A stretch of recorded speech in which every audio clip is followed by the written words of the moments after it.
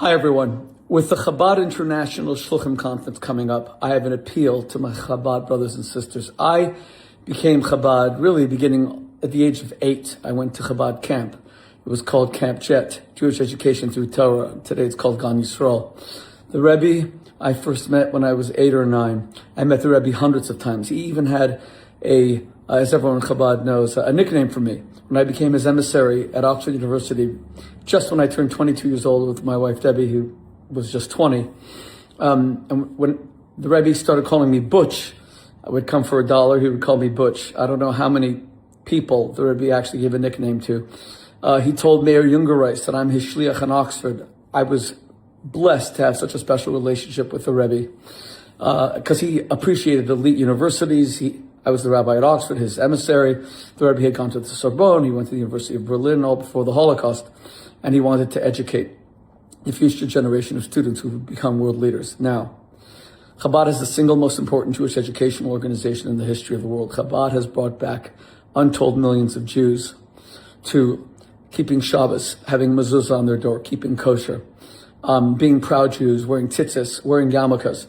Any country you go to, no matter how bad the anti-Semitism, France or Belgium or England, you'll see Chabad never takes off their black hat. Chabad never tucks in their tzitzis. They're the proudest, most unafraid Jews. But there's one shortcoming. Chabad doesn't actively stand up for the modern state of Israel. They love Eretz Yisrael, of course. They love the ancient land of Israel. And many Chabad boys go to the IDF, but not enough. But that's not even the point.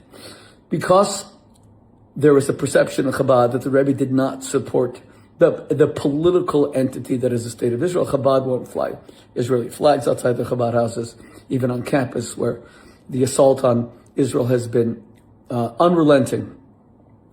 You have to remember that when Israel first started, it was a secular political ideology connected to the eternal, historical, and spiritual heritage of the Jewish people, but it was largely secular.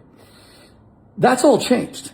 Today, if you go to the Knesset and you see that little ches where Netanyahu sits in the middle as prime minister with all his ministers around him, 90% of them are wearing kippahs. If you go to the IDF, the officer corps, where my sons serve as IDF fighters, thank God, 60-70% of the IDF leadership, of the IDF officer corps, they wear kippahs. The head of the new Shin Bet is David Zini, very religious Jew with 10 children.